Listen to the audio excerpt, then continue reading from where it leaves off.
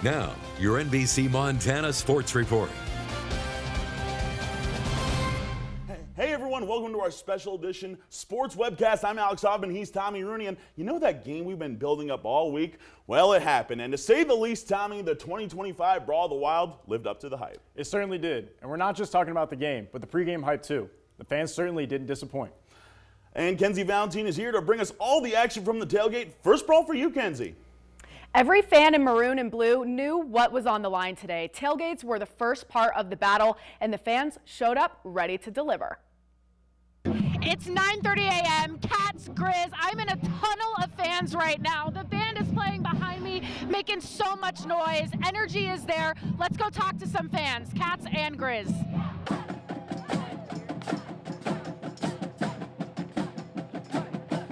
First, let's take a moment for the costumes on both sides, Grizz and Cats. Okay, all right. Now I'm gonna ask you guys. Are we bobbing out for the Bobcats today? Is this what this is? That's it. Sure, that's exactly it. Okay, what inspired this today? We just love the Bobcats. Now let's check out some hardware that fans brought to the tailgates, including something that is claimed to be one of a kind. So tell me, what is the story of this cup? I'm seeing a little bit of everything. I had both sides of the family go to both schools. So when I got my peg leg built, I asked them if they could do Bobcats and U of M. That's what I got. That's awesome. Okay, so how long have you been drinking out of it? Like, is this a tradition? What is? Started this year. It's the first game that I've been Bobcat and U of M, so starting a new one. Fans describe what this year's Brawl means to them. We've been here this is our 28th year, so it'll be our 14th Brawl at this spot. God bless it. It's a great time, good fun. Everybody's having a ball. We drink, we eat, and we win. The really nice thing is we're all from Montana, a lot of us, and so it's fun to connect with everybody. So yeah, I mean, it's a little uncomfortable in some spots, but overall, we're all Montanans, so it's great.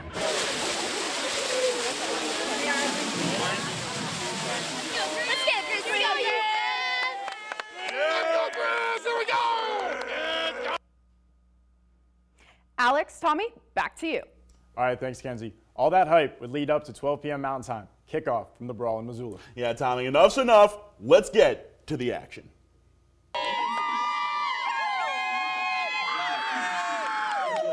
Crowd's ready, seniors are ready, Tommy and I are ready. Let's play some football. Montana State elects to receive, and it's all going well until back-to-back sacks from Montana would seal the goal line stand. Cats settle for 3. Now it's Montana's turn. And Kaylee Ayat not shrinking when the lights turn bright. Looking corner end zone. The freshman, Brooks Davis with a defender all over him. Doesn't matter. Grizz up 7-3. But MSU's O-line will begin to wreak havoc. 6-minute drive sets up Adam Jones on the 1. Yeah, that's too easy for the Missoula kid on his homecoming, Tommy. That's right, Alex. Second quarter action now. Cats on top by 3, and Lamson hits the former Wyoming Football Player of the Year, Dane Steele, for 6, and Steele makes this a 2-score game in Missoula. Following possession for the Grizz, and Ayat somehow evades the Bobcat pressure and scampers all the way for the Montana answer with a minute left in the first half. 6 minutes left in the third quarter now, and Mr. Everything for the Grizz, Michael Wortham, takes it in for the Grizz on a 5-yard score to give Montana their first lead of the afternoon. Montana would force Cats punt, and on the following possession, Ayat has his pass picked off by guess who? Caden Dowler does it again. His 3rd straight game with a pick, and how about his 2nd straight game with a pick 6? Maybe the turning point of the day, and the Cats are back in front, Alex.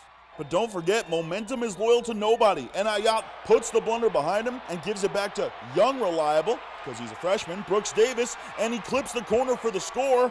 One problem, it's a holding on the Grizz, so take the points off the board and bring out the kicker to tie us up. And Ty Morrison from 44 yards out is blocked by Zach Cruz, another former Sentinel, creating fits for the Grizz in the Garden City.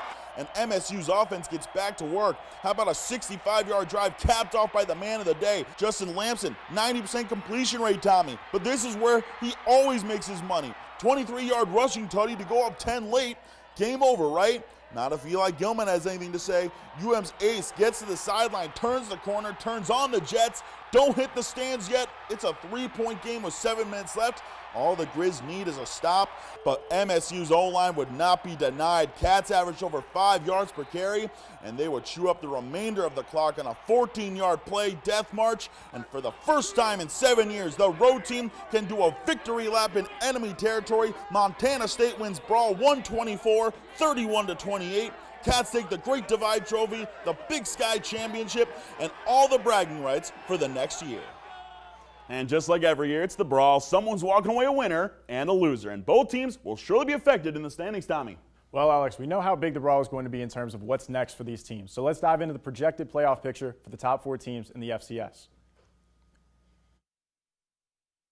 Number 1 seed in the bracket after they steamrolled through the regular season and capped it off with a win today to remain undefeated. In my opinion, the Grizz will only fall from number 2 to number 3 in the FCS rankings, with their first loss of the season coming to a Cats team who was number 3 in the country coming into today's game. With the Cats getting their 10th straight win and doing it in hostile territory today in Missoula, they are now 10-2 and have one of the best strength of schedules in the country. So I believe they will enter the playoffs as the number 2 seed in the bracket. Now, there is an argument to be made for my alma mater, the Lehigh Mountain Hawks, to be moved up to number 3 with their big win today over Lafayette, as they finish the regular season undefeated and have quality wins over Yale, Penn, and now Lafayette. However, Lehigh's strength of schedule is number 90 in the FCS, while Montana's is number 25, and that's why I believe that the Grizz will be the number 3 seed and Lehigh will remain at number 4. Now, what's interesting about this scenario is that there is a potential for the Grizz to face off with the Bobcats in a semifinal playoff rematch, this time in Bozeman at Bobcat Stadium. We have never seen Montana play Montana State in the playoffs before, and while they would have to win a couple playoff games each to reach the semifinal, it's more than likely to occur. After the game today, the Grizz were asked about the possibility of a rematch in Bozeman, and they said that they wanted it. And now moving to prep football, where a brawl of the wild of a different kind took place over in the Gallatin Valley, with 2 Class B rivals duking it out for a state title. NBC Montana's Josh Margolis has the highlights from Manhattan.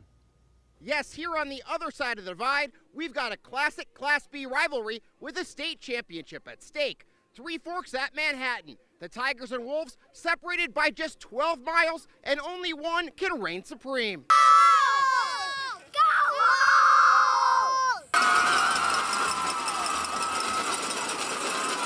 Zoo animals, young and old, let out of their cages for this one. Three Forks seeking their first ever state title, Manhattan aiming for their first since 2020. Wolves get first crack at offense, but their possessions cut short. Matthew Fenno poaches the Cannon Richmond pass, and he'll get the bookends. A 4th and long dart from Tyson Pavlik to Fenno, and the Tigers are roaring. Manhattan on 0 again. Pavlik an admittedly underthrown jump ball, but Braden Zickman has his back. A mossing and a tutty, and the lead is doubled. 4th and forever for Three Forks. Richmond looks long, but containment breaks. Sack stops the drive.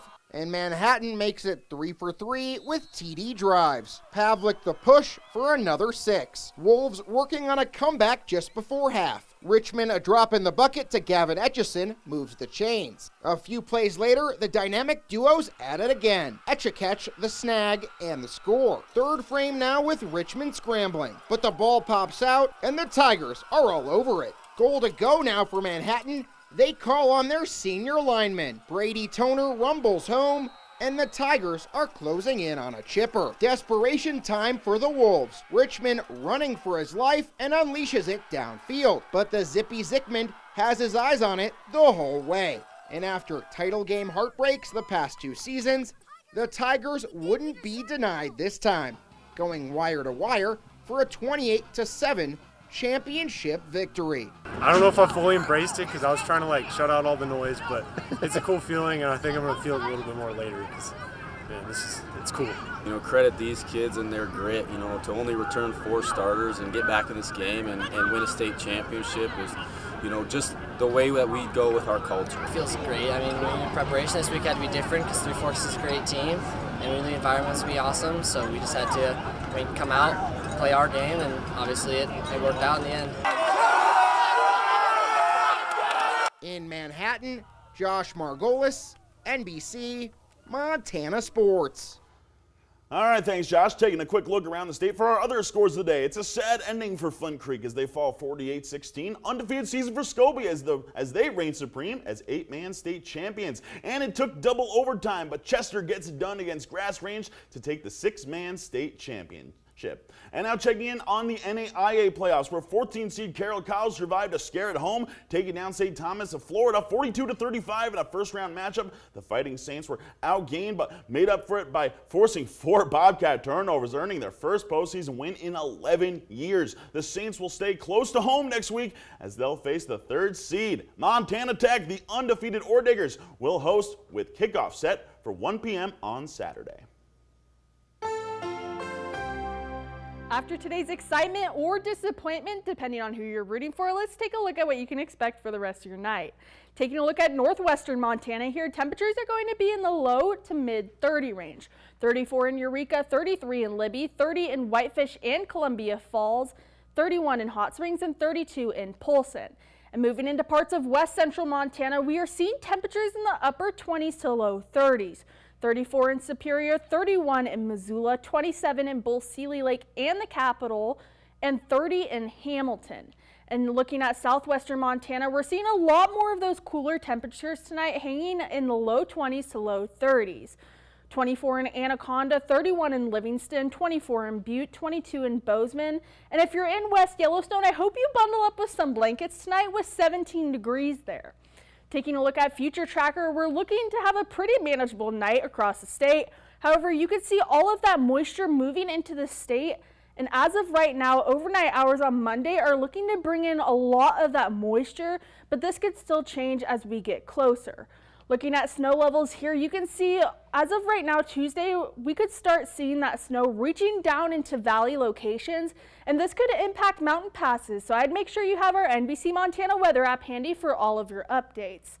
Looking at the next 7 days ahead here in northwestern Montana, Kalispell is looking to have a lot of those snow icons popping up for a majority of the week. However, tomorrow is looking to be partly cloudy with a high of 46 degrees. Polson has the same icons popping up. However, temperatures are looking to be slightly warmer with 50 there tomorrow. West central Montana, Missoula, and Hamilton starting off the week at 50 there, both looking to have those snow icons from Wednesday to Saturday. Butte starting off at 48 tomorrow, and that snow icon waiting till Friday. However, Bozeman starts a little warmer at 50 tomorrow with that snow icon hanging out on Monday. Thanks, Sophia. And just like that, the most anticipated sports week of the year in Montana is behind us. What do you guys think of your first Brawl? Alex, I gotta tell you, I got chills. This game captured everything that the Brawl is. I'm excited for next year already. It was awesome. That was the best atmosphere I've been a part of yet. Wow, a little bit of a dish to your former Lehigh team there, Tommy. But hey, thank you guys, and thank you all for tuning in. Have a great night, everybody.